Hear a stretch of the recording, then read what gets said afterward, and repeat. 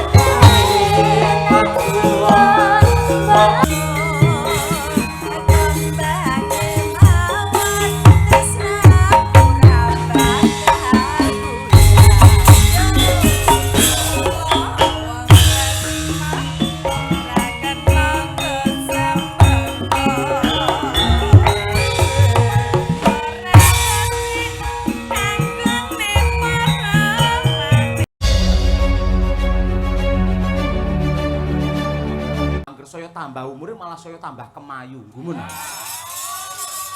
Ora Mbak Tatin, ora Mbak Lia, ora bojoku mesti senengane kok foto.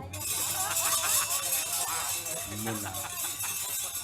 Mula sing kena sok-soke nuwun sewu wong lak ora mesti ndeloki status, ndelok story, keadaan badan iki mboten mesti sok-sok ya pas wareg, sok-sok ya pas luwe. Yen pas wareg ngerti storine Mbak Tatin ora masalah. Nek pas luwe mergo dhewe angger story mesti ngrembug panganan sing dipoto panganan. Terus karo ngisore ditulisi berdoa sebelum makan. Mbok ngelingi lek kancane ya akeh sing ora iso mangan. Kono peh awake lemu mungan mengen. Lah yang di posting ya pengen sambel lho. Apa pengen tak sambeli apa piye? Sampe nang ngerti ta lek wong perang biyen. Pengen sambel disambeli. Sadurunge perang kudu nggawa bedil, musuh teko dibedili. Jroning perang nggawa tombak, musuh teko ditumbaki. Perang nggawa repopel, musuh teko direpopel. Coba Latin, ya. Aku malah kelingan kuwinya. Coba. Anyela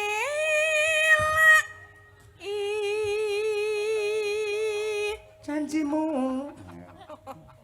Janji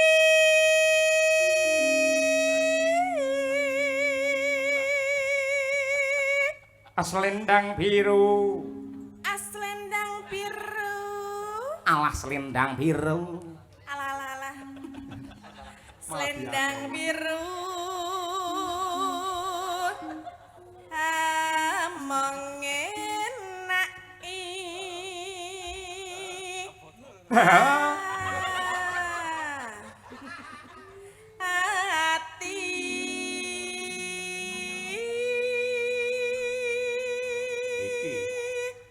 Tekan. Ayo. Sing bener masa kempet lah. Apa? Ora. Galakin Piye, Mas? Ayo. Ora tekan. Nora tekan batin setiamu. Yuk, Cik Roklu. Selendang biru.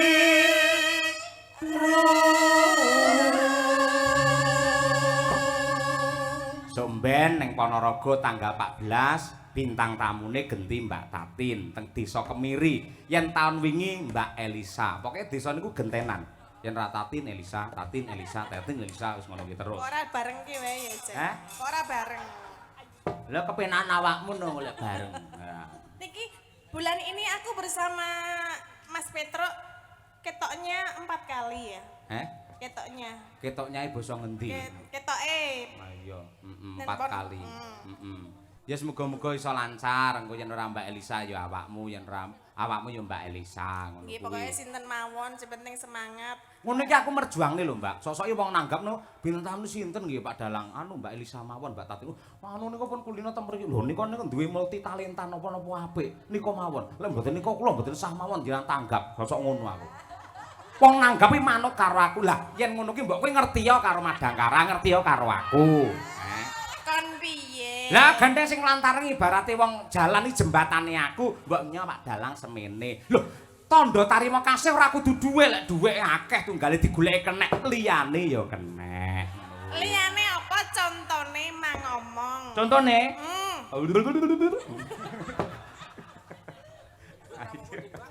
Ayo. Apik, yo Tin. Yo. Lebokke Mataram. Tatapan janjimu lendang biru.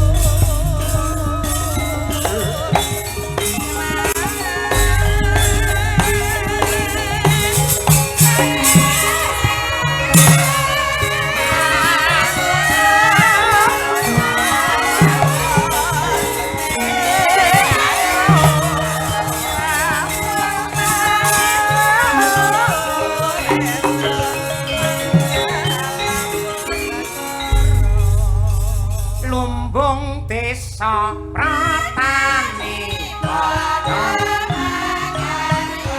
ayo di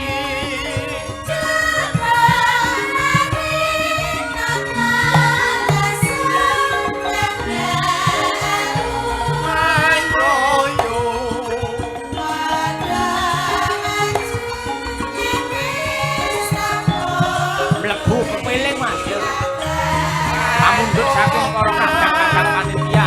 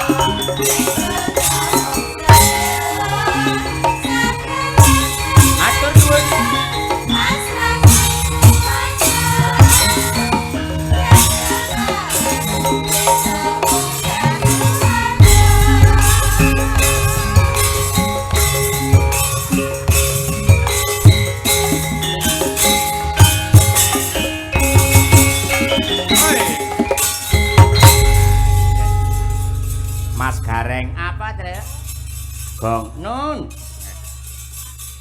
ngancik wonten ing segmen goro-goro utawi season goro-goro. Nyuwun pangapunten pancen sampun dados kebiasaan tumrapipun Petro upaminipun enten kadang dalang utawi pepunden dalang menawi goro-goro menika jam 1 menawi kula lan kanca-kanca Madangkara lan ugi Kang Mas kula ingkang nate sowan mriki kalian Mbak Elisa 2 tahun yang lalu mesti le gara-gara mriki rada mundur, limbukane ya diundur ngoten niku. Mbah Sukron niku malah sosok jam 12 nembe gara-gara Abah Entu Suwargi jam 12 mbiyen. Ha iya, Dadi duwe cara, duwe strategi dhewe-dhewe ya, Truk. Nggih. Nadyanto nuwun sewu. Menawi dipun tingali niku ing laladan Kali Pancur mban-mban kerep mriki niki ngalian mriki janjane wis kaya piyayi kota. Blegere gebyare kaya piyayi kota ning nyatane jiwane tetep jiwa jati diri budaya Jawa. Buktine isih kepareng urip-urip mboten namung uri-uri. Ning urip-urip wontenipun seni tradisi kados wayang kulit dipun gelar setiap tahun. Tur nyatane mboten namung njangkepi adat gandeng setiap kakak niku urunan pira, Gong? 50.000. Mula ya ana rasa handar beni insyaallah mbarokahi dumateng sedayanipun. Ing atase dalange namung Petruk parandene meh jam kalih tasih kathah para sutresna budaya ing tasih kepareng lenggah mboten namung bapak-bapak ning ibu-ibu adik-adik anak-anak kula tasih wonten ingkang kepareng nenggani dumateng kula. Nganti meh jam 2 sing mirsani sik akeh iki ora perkara dalange apik, bintang tamune becik, warangganane ayu, pengrawite kompak niku mboten. Namun yang adalah salah satu kepedulian penonton wayang Kali Pancur terhadap kelestarian budaya Jawa Indonesia. Lah niku. Ya semoga-moga didongake tetep lestari ya, Truk. Wis dalange sapa wae sing taun wingi ya Mas Greng. Greng. Heeh. Saiki awake dhewe mau panitia ya wis mundhut prisa, Pak Sutriyoso. Sinten Pak Dalang ya niki tak tawak-tawake. Ya, Mula nang kene kowe mayang apik kaya apa, taun ngarep tetep ganti dalang wis to. Iya to, heeh. Mbok kowe lek sabetan nganti adus keringet, le fragmen apa jenenge suminten jan nganti gulung-gulung tekan genset kono. Sok dalange ganti ning bintang tamune iso padha. Iya ngono. Pancen perkembangane wayang kaya ngono. Ngono kuwi. Mula ya bener para sepuh ngendikake wayang ora mung tuntunan, ora mung tatanan, ning jaman saiki lebih banyak tontonane. Mergo wong iki butuh hiburan karena hiruk pikuk kehidupan. Mergo rekasane wong golek sandang pangan, arep oleh munggah nyatane dhuwur ya angel dicontoh, angel ditulat. Arepe piye-piye anane mung mangkel, kepengin tuku pertalit nyatane malah dioplos. Ha iya. Mula ya butuhe golek hiburan sak bisa-bisa wae dhewe nglipur marang para warga masyarakat mban-mban kerep karo Kali Pancur kene. Syukur menawi saged nglipur iwadene mboten kok wayangane kaya ngono, wayangane kurang gayeng, wayangane kurang sigrak. Kula secara pribadi nyuwun pangapunten ingkang agung. Nyuwun pangapunten ingkang agung. Sak gaduhe nalar sak kadaring lampah awake dhewe ngaturake sak bisane ya, Truk. Nggih, ngoten niku. Nadyanto ana kendala hujan ning tidak mengurangi semangatipun para panitia sangat luar biasa. Karang tarunanipun nggih kompak solid, penuh dengan semangat. Lah menika ingkang elok. Menawi para nem-neman dipun libataken wonten acara-acara bersih desa ngeten iki insyaallah niki mangke mboten badhe kepaten obor. Tegese tongkat estafet dari para sesepuh akan dipegang para generasi muda kaya Karang Taruna. Insyaallah nganti kapan wae tradisi bersih desa tetep ana, andayani ing laladan Kali Pancur mban-mban kerep ngalian anane mung berkah-berkah lan rahayu selaminya. Lah niku. Amin ya rabbal alamin yo. Sik akeh pamundhut, Truk. Ya. Tak goleke waranggana sing kembar. Kembar. Sapa? Mbak Elisa Orcarus karo Mbak Birgita Ayu. Ya, ketoke Mbak Birgita wis akeh sinau belajar ning Mbak Elisa. Ora mung Mbak Elisa sing dadi bintang tamu saiki ya Birgita mulai luar Jawa ya. Ya, sik Jawa sik keluar meneh. Ha ya, senengane keluar. Ha ya, tegese ning luar Jawa ngoten lho, Pak. Niku pun kulino strategine Mbak Elisa piye dicontoh, ditindakke. Nyontoh ora apa-apa wong dalang sapa sing ora nyontoh, mesti nyontoh. Engko ya akhirnya dilumpukke nyontoh kae akhirnya menjadi jati diri seorang Birgita. Lah ngono kuwi. Buktine wingi dihujat karo para penonton ngibarate lemah malah kaya dirabuk dine tletong akhirnya tandurane dadi subur. Lah ngono kuwi. Lah ning luar Jawa wah karo Mas Catur Nugroho, wah tenan dhek. Ha iya. Semelu marem. Yo berdiri coba kaya apa tukung-tukung Mbak Lisa dan juga Birgita Ayu. Yo.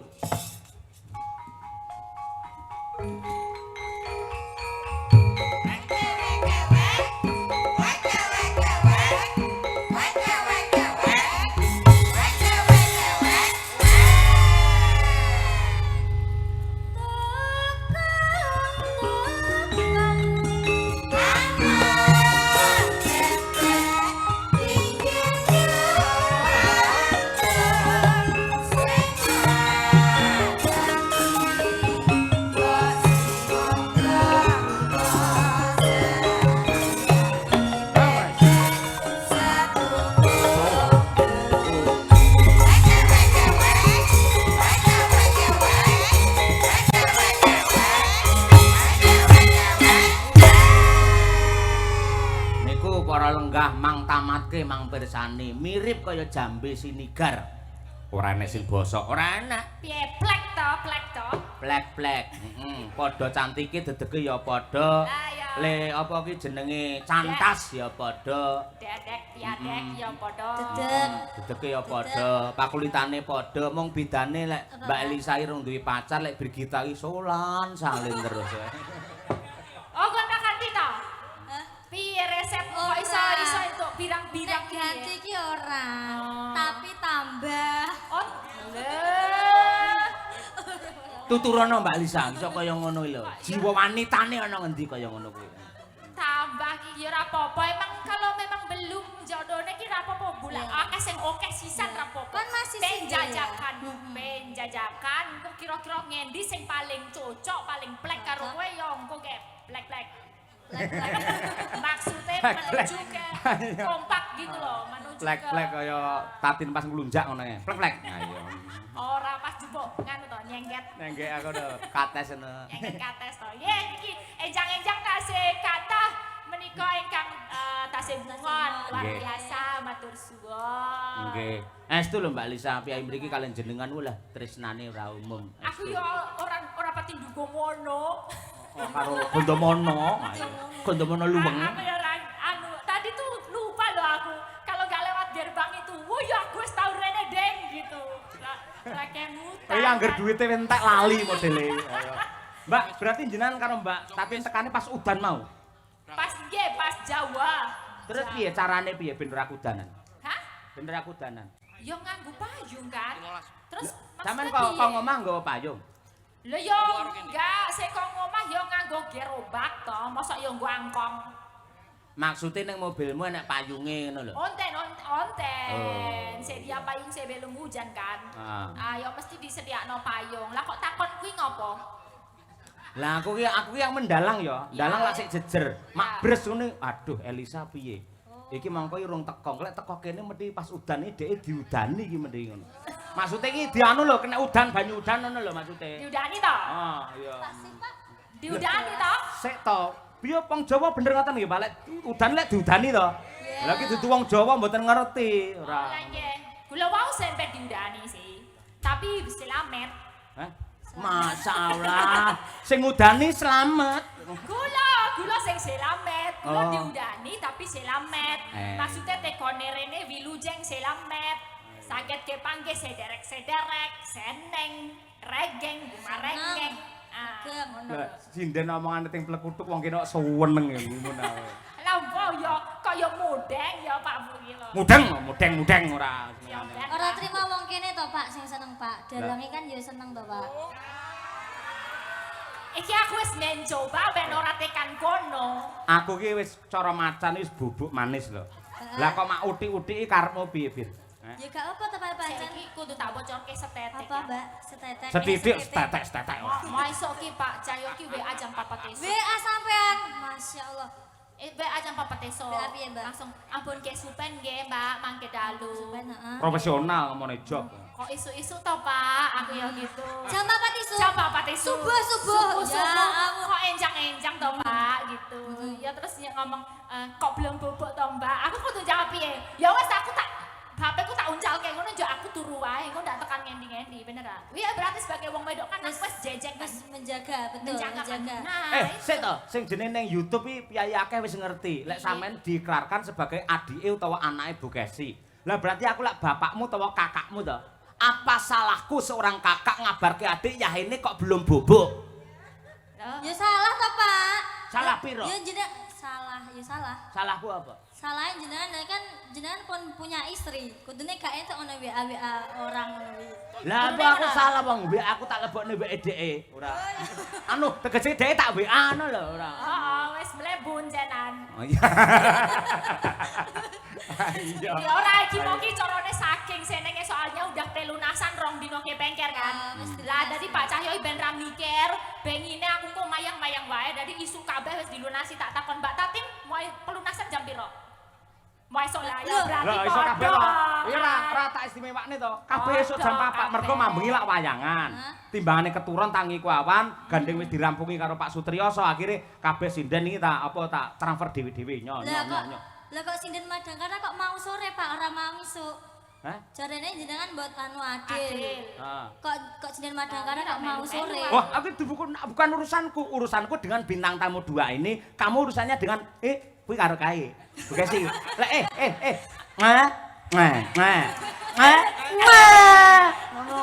Pilih kasih. Ngono. Pilih kasih. Tak dungane dompetmu ilang neh kok Pak, Pak. Wah, enggak keprok ora tak jajakne neh kowe ora. Jajane pecel malah ndongakne elek. Jajakne bisa. Dadi sampean kudu ngerti aja gampang ngarani Pak Cahyo wah karo Mbak Elisa terus neko-neko enggak mungkin. Mergo wis didum karo Bu Kesi. Terus bintang tamu.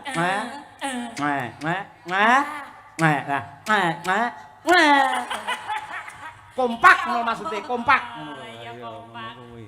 Seneng ngene iki mau aku ya mau komen Pak, mumpung iki mumpung. Apa? Mbak? Ini kan tadi ya ono sing komen sorone iki kok ono bintang tamu nganti tekan ngisor jaluk-jaluk saweran. duit ngono kuwi. Iki ora kon jaluk saweran ki enggak. Iki jenenge apa? Tema hari ini wayangan ki ngopo iki jenenge? Bersih Desa. Bersih desa padha karo Merti Bumi. utawa sedekah Bumi. Nah, sing tirakat iki wong sakmene. Yo wiyoga dalang sinden bintang tamu iki dalam rangka tirakat. Nah, tirakat iki carane sedekah, carane setiap desa dewe-dewe. Cara panitia kene, cara masyarakat kene sak duwene. Tadi duwene 15.000 ya lebokke 15.000. Duwene 5.000 ya lebokke. Iki mau duwe 5.000 kira-kira ana susuk 3.000 ya njupuk susuk gitu loh. Jadi emang kaya ngono. Masane njaluk susuk ngono. Lah yo ora go suwi tak kira simbah kok dangu sanget bol golek susuk ning kono.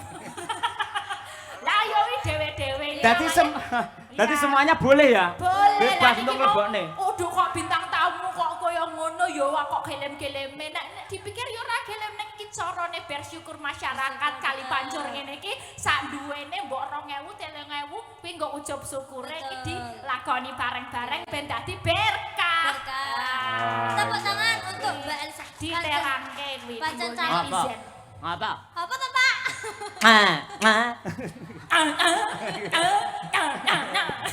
Pancen Mbak Elisa calon dokter Pak. Jadi ya Alah, aku calon dokter. Aku ki ya wis magister, ora suwene ya dokter. dokter tenan. Lah aku masuk angin ini dokter akhirnya aku ngono kuwi. Terus? Hah? Terus Asam periksa. lambung. Ki lho Mbak Elisa ki mengapik to? Dek kan medun to. Semua orang boleh memasuki to. Oh to Mbak?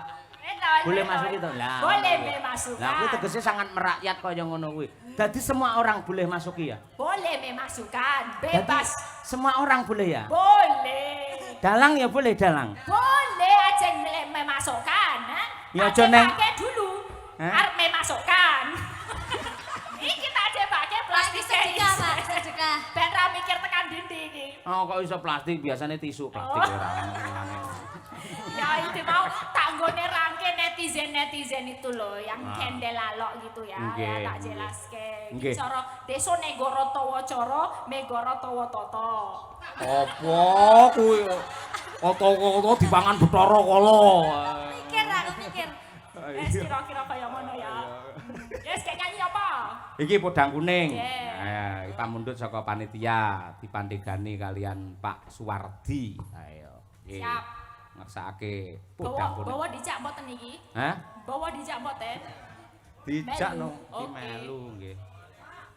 Iki tulisane genah bawa podang kuning. Ndi to Pak? Hah? Tenanan to Pak? Oh iya iya. Aku jujur wong ayo maksamu. Iya. Ibu, ayo. Sing junior sik. Ayo, Ipit. Ayo. Nadia Pripun, Pak? Pak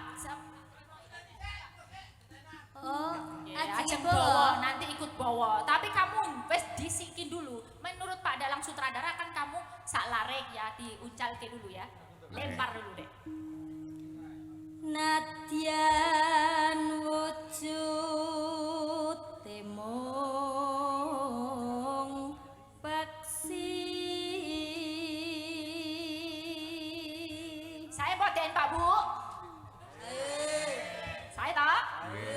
Kayak regi pinten niku. Ayo. Larang. Remuk. Padak. Seni kok, seni jaluk dikekke. Tuku larang. Larang. Tambahin boten. Tambahi ya. Opermek napa tambahi? Tambahi. Tambahi, no. Ben marem. Sing koke sing biasane napa sing mboten, Pak? Si dari kok kakean takon yo Pak yo. Ayo takon, bar takon-takon bar isu njaluk undaan. Birbit.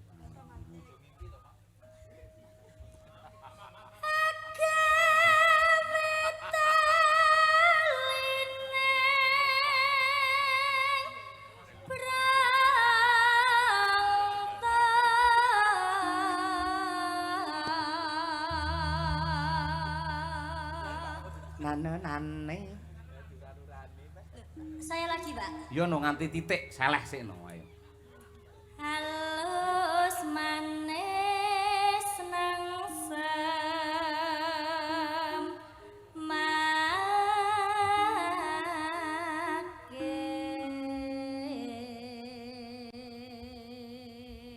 Hop, lah titik ngene penak. Ayo. Terus? Iya, Pak. Hah? Lah. Maksudnya sing Teros niku lajeng ajeng sinten ngaten. Oh, alah kuwi tak kira lek jenengan arep mata sinten ngoten. Oh, nggih ajeng Bapak. Tadi udah naik belum ya? Menawi badhe nembang mriki, Mbah Trima wong ngendikane bahwa ajeng nembang mriki kok. Mriki, Mbah. Mriki. Mbak pundi? Oh, nek ngatur yo, ngatur toyan, Oh. toyan. Ngatur. ngatur. Toyan. Ayo. Yo.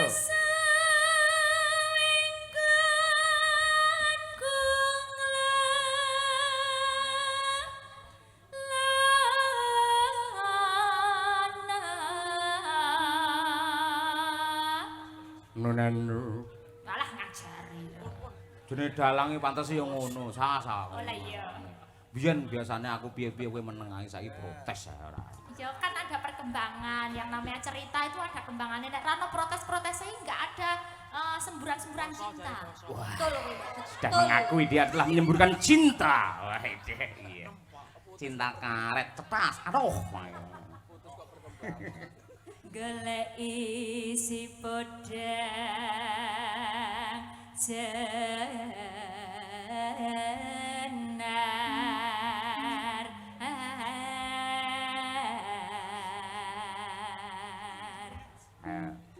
Lah niku sampun, Mbah. Mbah, Sios boten. sios boten, Mbah.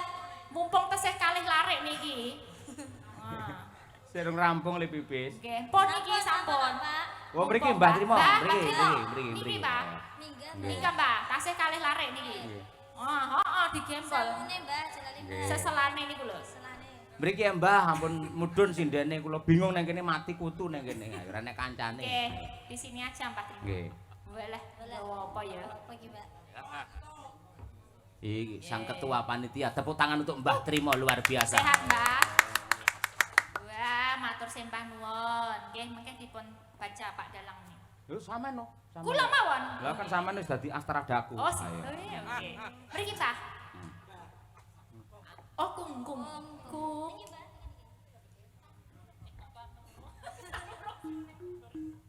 Nana, Ibu. Ayo. Kok bunga kok tan ngurung sriune. Nggih neraske bawa. Ibu. Ibu bunga ing atiku. Tepuk tangan. Inilah Mbah Trimo alias Walid. Walid terus Pak.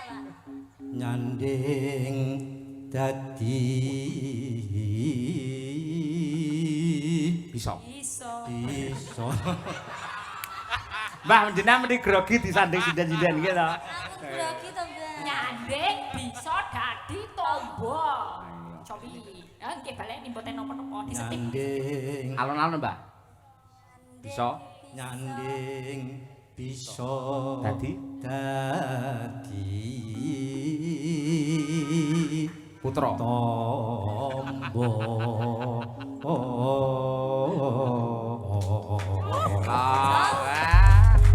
Mula kali pancur sregep wayangan mung ketua panitiane piye budaya kados makaten Mbah, Mbah jenengan niku. cah kene omahe kono Napa niku? Nggih.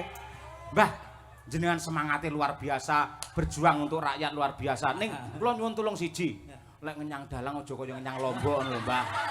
Mosok kacek 500 sing jenengan nesu ngono lho. ora kencang kae iki Lah apa? tak peres Peres masane nek sapa diperes ora gitu. Ning elok jenengan sehat panjang aku yo umur. gumun dong karo jenengan iku Napa, Mbah? lah Bu Kesi nek kladene mejo isine jajan tok nganti aku bermangan no. Sinten? Lah Bu Kesi to. Lah mergo jenengan mriko lek nggawa panjer. Lah gur wong dolane resik meja niku. Aku yo gumun Niku do golek piring dhewe teng pawon kok. yo dasar nuleh kaya mbok gawane kresek ngono lho. Kaya ora iki lho. Napa? Ning kula matur nuwun mau kanca-kanca teng mriki entuk tombo jenengan paringi gule walah gule kaya ngono. Gini Mbak Elisa. Golek. Mau kan tak jak mandak. Oke. Ciri khasnya ngono. Ciri khas iki ya. Bukannya kowe tak jaluk-jalukin ya. Boten. Ini seduluran. Seduluran pinten-pinten kemawon niku tondo tresno. Mendekat. Mbuh 2000 mbuh. Ana gedhe ya ana Ana cilik. cilik. Ana sing cilik cendak. Ngono lho. Mbah nyanyi sareng-sareng nggih. Oh iya. Ampun mandhap riyen. Sareng-sareng. Nggih dikancani dua bidadari. Ayo, sareng-sareng mboten sari-sari lho, Mbah. Sareng nggih. Sareng-sareng. Podang kuning nggih. Matur nuwun gulene, Mbah, elok tenan. Ayo. Sing masak sinten, Mbah? Bu sapa sing masak niku? Oh, anu masak putih. Masak gule niki lho, Mbak. Ngono. Dandake. Dapur sekar. Heh? Dapur sekar. Oh, dapur sekar seni karawitan nggih leres. Dapur sekar. Akhirnya dadi podang kuning ayo nggih. Nah, mulane kula dijenengke Trimo iki mbiyen niku bapake kula sok rak trimo. Nun? Ngono mbiyen bapake kula sok rak trimo. Sok ra Ra trimo. Sebab Lah kono ora kirim ngono ya, Mbah. Esuk awan iki teko rak trimo. Nggih, nggih, Mbah. Kula kan iki judule kan esuk awan to. Hah? Podang kuning kan esuk Esuk awan. awan. Esuk mboten esuk sore tempe dele. Ayo. Nggih, monggo podang kuning bersama Mbah Trimo. Podang adalah burung yang bisa terbang, kuning adalah emas. Semoga kali pancur lan emban kerep tansah berterbang tinggi ke zaman keemasan. Esuk awan ning omah ora.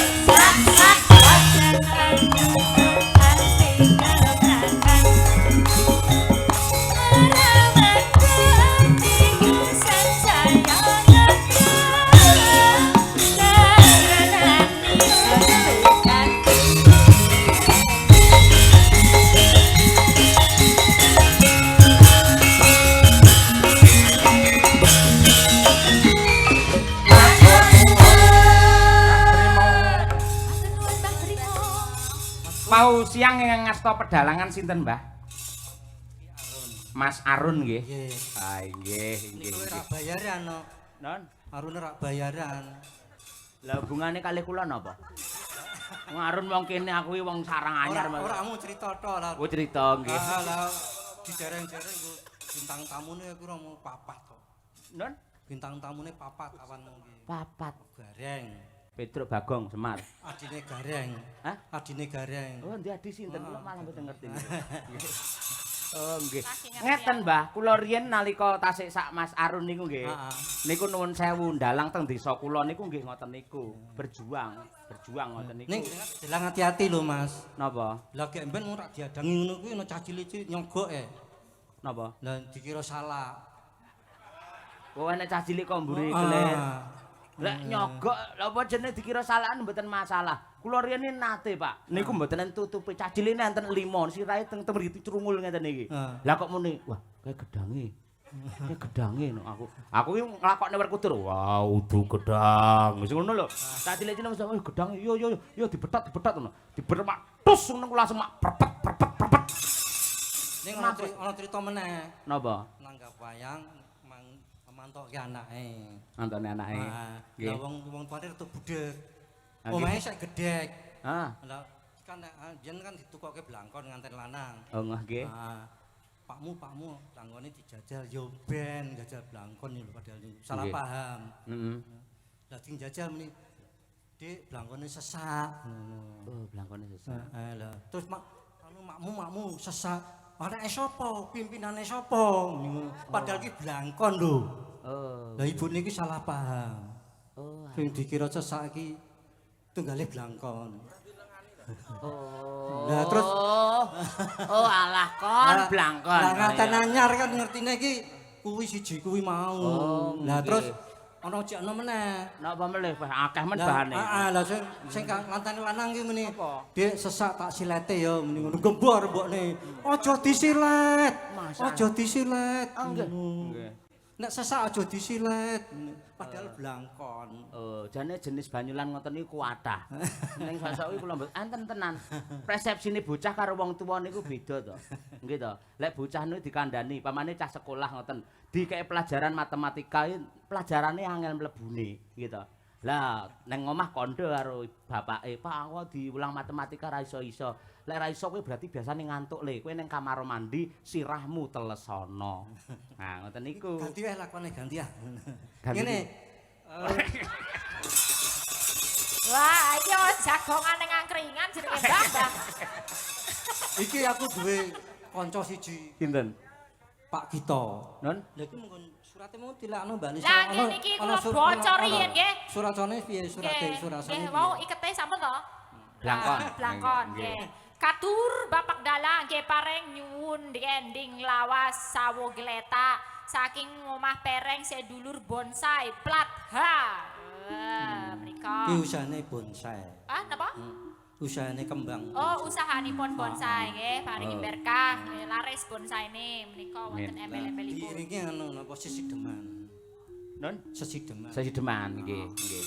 Lah aku tak sing bawa ora apa-apa. Oh, nggih. Monggo-monggo. Tak tatin tapi sing Lho nggih no nika nggih larang marang tanjake ya maneman niku. Delan kon nembangne mripate mak plowerok ngono langsung. apa nganu Sri Tanjung ya ora apa-apa. Lah pawaloyane jare gerah. Oh, Sakit padane. positifin napa? Arep sesideman pas Sri Tanjung jenengan.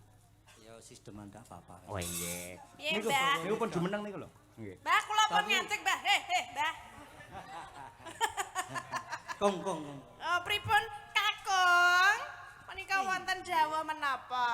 Bawa sesideman. Oh, nggih. Tapi aku sih bawa sampean sinuturi. Hah? Panuturi to sampean ta ya. Kono Celemi anu jenengan nek ngendikan niku mie dicerakke wonten mriki lho. Oh. Niki kula cekeli terus ngenten. Nah, Dicekeli tok. Ya rugi nek cekeli tok. lah. Maksudnya yo kan. Wis. Trimo. Nggih. Nggih. Ya, nek watuk mboten sah dimek to, Pak. Nggih monggo majeng mriki. Saya malah beda bukesi ya ben. Walah jenengan kok sapa-sapa arep dibeda lho, Pak. Ya, oke nek ra guyon ki ora awet urip. Oh, ngaten. Nek awet enom ora ana. Oh, awet enom apa awet urip? Awet urip nek tuwa ya tuwa. Nggih, Mbah, bawa Mbah. Selak pengen kula krungu suara jenengan.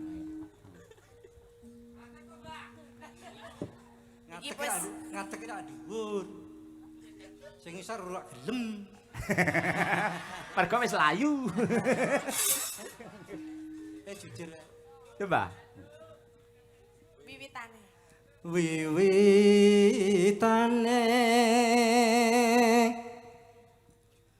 anderek sang paket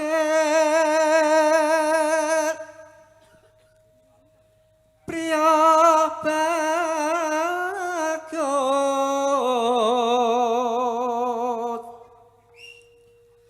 kang olah budaya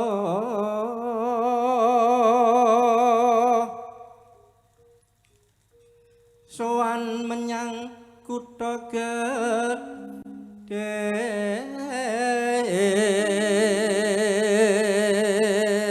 Sing kok anyar kok. Penting tiba ora apa-apa. Krungkep. bendara terus kayuyung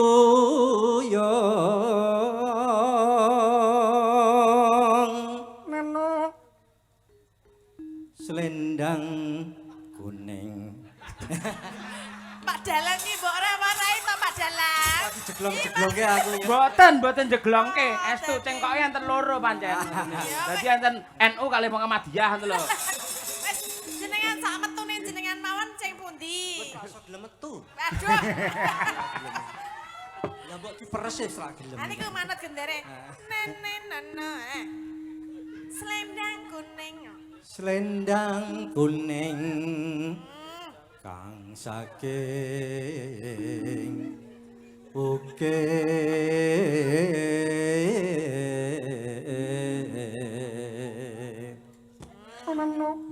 Pak Dalang. Nggih, mboten Mbak Tatin nggih. Suara kurang pramana ning wasis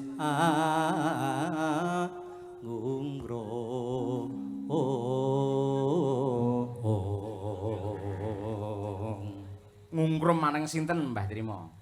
Aku tak lali sih. aja sik omong sik kok sik. Mboten. Endi nek dijagat ono godho. Ono godho kok. Wiwitane. Derek sinten? Derek Mas Cahyo. Nara ana godho ngene nara ngandel takok karo Mbak Kesi iki lho. Godho mesti ono. Mbah, sing diarah bojoku terus ta. Terus iki Pak iki. Siap-siap lho gue. Lho aku ngerti kuncine kaya Mbak Kesi kuwi. Kuncine nomor pinten? Lah sampean ora Kuncine? Kuncine ngono wis dikunci carane. Apa ta, Mbah? Nah, ya ora. Ya kon sing lurus ngono lho. Oh, nggih. Sing lurus. Siap, nggih. Nek pas nganu ya kadang-kadang ya mega. Oh, nggih. Mula bojo sinden nek kon lemu ki ra iso mergono dalange menggak-menggok. Nggih. Nggih. Leres, Mbah. Nggih. Awas, Mbah. Ayo, Mbah. Angrum. Anu. Anggung rong marang bendara diasulis tio Napas. pijer mincang Pijer ngincangake alis. ora kelingan pijer ki mak cerit ngono lho pikirku. Jenengan nganggo wong sisi deman nganggo trit barang. Lah kelingan jaman biyen kaya pijer mincang ake alis. Mas, masuk. Terus tresno sesideman.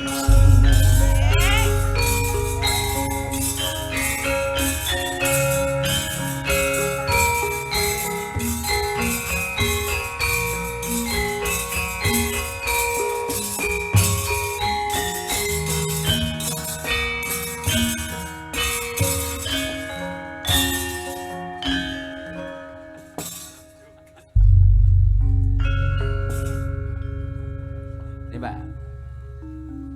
Ayo Gito. Monggo Mas Gito. Cida ora Mbak. Mbak. Ayo, Mas.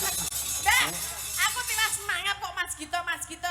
Tanggung jawab aku wis mangap lho. Panjen tak kon mangap. Lah, Ora tak mangap tak brungkal. Wah, Jem ya.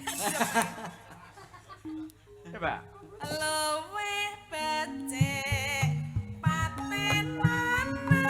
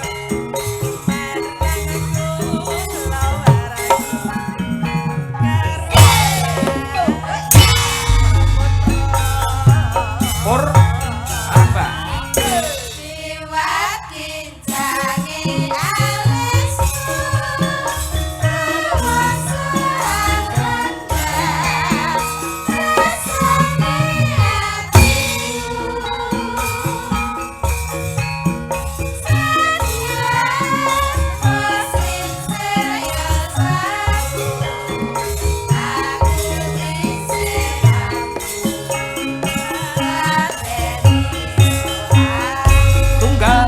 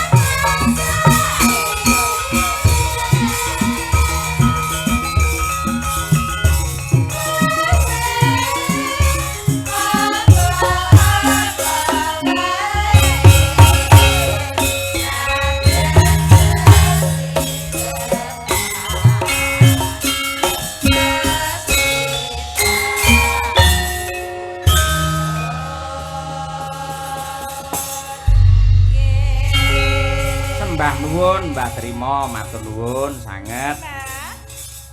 Saniki minangka pamungkas pamundhut saking panitia, coba Mbak Dian Munasira, terus Mbak Tri Hastuti bareng Mbak Lisa karo Mbak Tatin menika enten pamundhut Kembang Rawe. Nah, nggih. Dipun aturaken. Nyuwun pangapunten mbok menawi mboten saged sedaya pamundhut kula aturi amargi nggih ingat waktu. Ayo. Nggih, niki wong nggih wonten pamundhutan napa sawo gletak nggih. Sesuk nek nanggap meneh ya Mas ya. Kejeme. Lah kantenan nika pamundhutan kathah sanget nggih. Sebentar awe turun gunung, Dik. Wah, iki seberat sebelah nek ngene. Tapi ya Abot kono. Antep ki. antep iki antep. Ora oleng lho ngene iki gede-gede. Gak apa-apa Mbak Ade malah penak ditumpaki. Tumpaki bareng. Nggih, monggo kemarin. Monggo Kembang Rawe katur sedaya para lenggah. Monggo. Yuk, cacos. Ayo Riri. Ayo. Nak ucap belo pergi kau melambai. Harimau, harimau, harimau, harimau Malaya. Tak pernah ingkar janji. Harimau, harimau, harimau, harimau Malaya.